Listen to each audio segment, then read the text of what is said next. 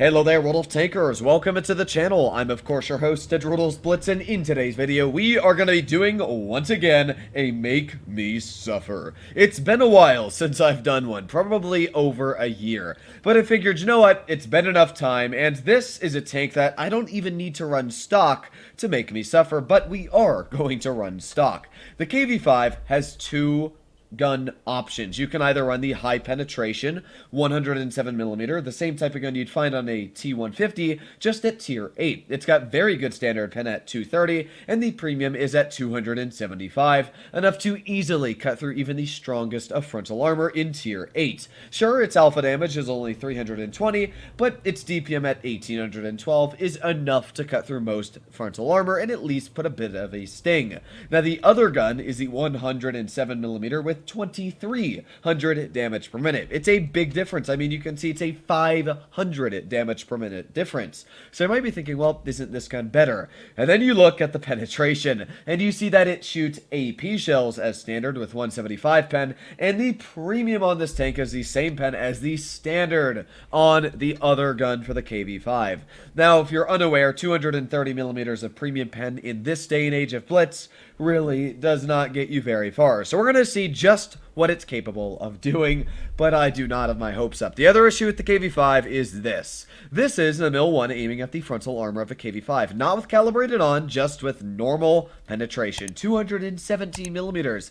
Yeah, that's right, the lower plate is only about 197 thick. The boobs are 188 and 193, and the turret flat is 183. So, yeah, I mean, the roof is 150, you got this cupola at 168. Sure, against tier 7s, maybe like the Leo, you'll get some bounces, but again, you just load premium and you cut right through it. Like, it's so sad. Even if you angle the KV-5, look at how weak the turret is. Why?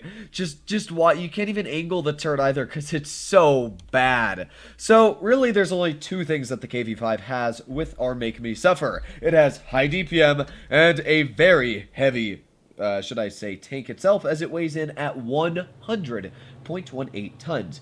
1400 engine power, making it go upwards of 40 kilometers per hour, but with a top, I mean, that's insane. 40 kilometers per hour, but 100 tons. So when you combine those together and mash them and smash them like potatoes, you can actually get some pretty incredible rams done with this vehicle, especially if you're up against tier 7s that don't know what to do when they see this massive hongala gongala rushing them. It can be great, but yeah, I'm really not going to call the KV-5 fantastic. It's a meme of a vehicle, and as much as I do like to joke about it, I really don't understand why Wargaming has not even touched this vehicle in the slightest of the latest years. It either needs some sort of rework where it can't play against tier 9s because, frankly, the armor is buttered against tier 8, or what Wargaming could do is they just make the armors comparable, make the lower plate and upper plate actually impenetrable, as it should be, judging that you got those massive boobs right in the mid.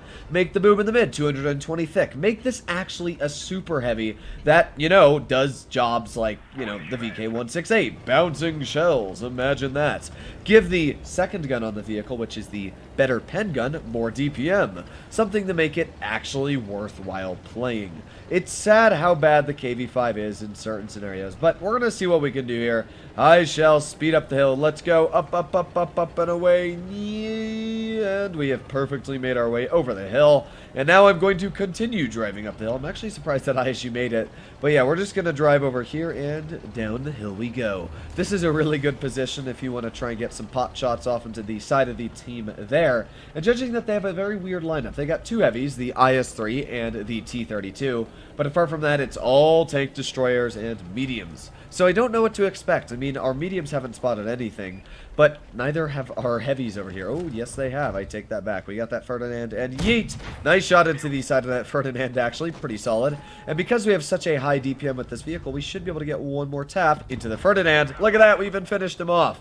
This might not be a Make Me Suffer after all. So, we've done okay. I mean, we got our pen out, which is all that matters to me. But we do got to be worried about that IS-3 still, so maybe we can push this tank. Oh, wait, there's the IS-3. Yeet! Oh, God, that shot was, we're not going to talk about that shot. Come on, 5, 4, 3, reload. Reload, I believe in you. Okay, so our VK is getting some pretty nice shots into you, and the IS-3 is just kind of chillaxing up there. Oh, We got a Tortoise as well. The big question is, where is the Waffenträger? Because that is the only tank that is really the big threat now. The IS-3, oof, wow, that guy lost a big chunk. Maybe we can get a shell in. Aiming. Fire! Yeah, that's what I'm talking about. 321 into the side of the IS-3. And let's start reloading again. Come on, reloading and fire! Oh, come on. I mean, you can just see where bad penetration is quite bad. And yes, believe it or not, it is poor. So penetrating armor like that is pretty hard to do in a vehicle like the KV-5. Now we do have the Waffenträger over here, and that tank will, okay, I guess not. I was gonna say will not be a hard penetration, but it will be if I miss my shot.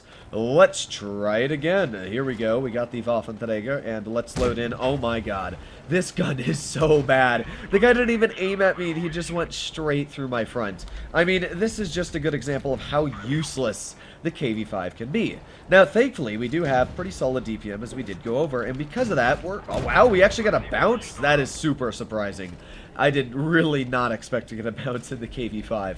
Alright, you know what? The first game was not terrible. I mean, we did our job, and we didn't completely suffer. So, we did not suffer. Ha-ha! You can't make me suffer. Alright, let's use that engine power. Make it work. Come on. 30 kilometers per hour. Oh, there with that one tank. But, oh, man, that was a pretty big slap into that Tortoise from that VK-168.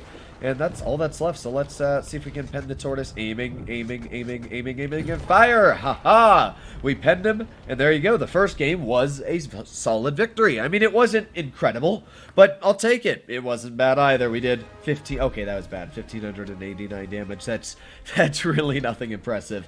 Unfortunately, we missed a couple easy shots. I mean, we had those two on the side of the IS-3. We had that one on the Waffenträger, and we also had the other one on the Waffle when I was moving, so that kind of sucks. But hey, we're in another okay battle. We're up against some strong Tier 9 vehicles. The T-30 is really, really strong.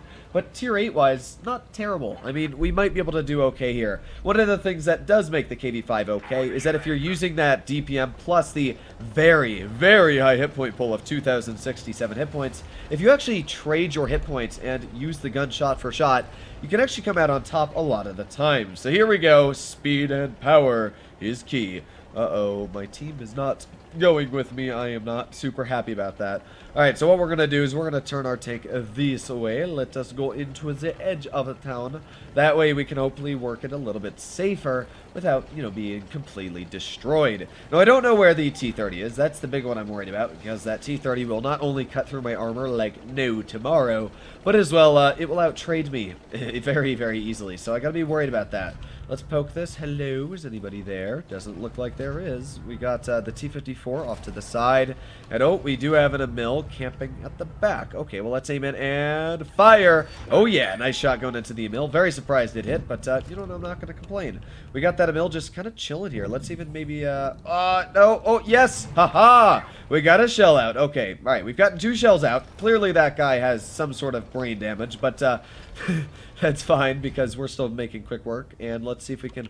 Oh, there's the ISU. Maybe we can get a shell to that T-49, though. I don't really know what to do right now. I mean, there's a lot of enemy tanks off to the side, and we definitely know that the T-49 was off to the front. So what my plan is to use the speed and power. Oh, baby. Here we go. Speed and power is key. Come on. And yeet. Okay, that was just terrible. All right, well, we're not going to talk about that. Hori, we're just going to pretend like you didn't shoot that. Let's aim at a shell on the lower plate of that Emil, and boom, he is taken out. Now we've got the ISU 152 off to the side. And one great thing about this tank, as I did say, is that since it has such a ridiculously large hit point pool, I mean, I don't even care if this ISU pens me. He's going to take off a chunk, but, oh no. Oh, he shot HE. Oh, gee, what is up with the enemy teams and being bad? Why am I doing good? This isn't supposed to happen. All right, well, let's see if we can take out the ISU. Speed is key, and yeet. There's another shot into him.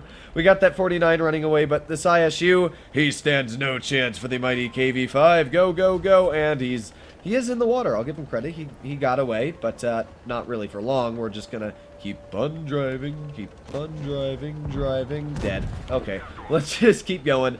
Alright, so the 49 is off to the side. We got the T-54 Mod 1 over here, and impressively, we've actually done okay. Alright, so there's the T-30, who's probably going to finish off the progetto. And with that, we got the 49. Oh, well, let's see if we can snap him. Okay, maybe not. Let's try that again. I have no clue where that waffle is. I'm not sure. He's definitely not AFK, because if he was AFK, he obviously would be sitting at, or not sitting at, but he'd be at the AFK spawn. So, oh my god. Oh my, we got to bounce. This guy's bad. Yes. And look at that. We did 185 damage from a ram. I'll take it. Okay.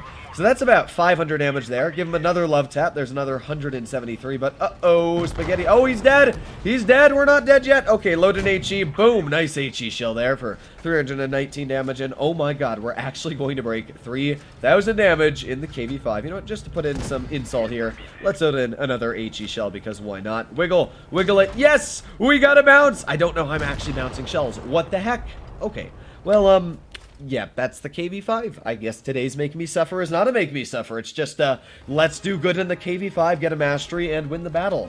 Now, clearly the enemy team was missing some brain cells here and there. But just to put in comparison of what a Waffenträger looks like when it's aiming at a KV5, just to put an example how bad you must be, this is what you're looking at. I mean, unless you shoot this upper plate, everything is a pen. And if you load heat, look at it. Just look at how easy it is to pen. And the T-30, I mean, it's another tank destroyer with very good pen. Just, oh, gee, I really was rooting for the enemy to win those battles. But looks like the almighty KV5 with the Fist of Stalin was able to win. Hopefully, all of you enjoyed today's video. I thought this was actually quite fun. Stay happy, stay healthy, and I'll be seeing you in the next one. Bye-bye!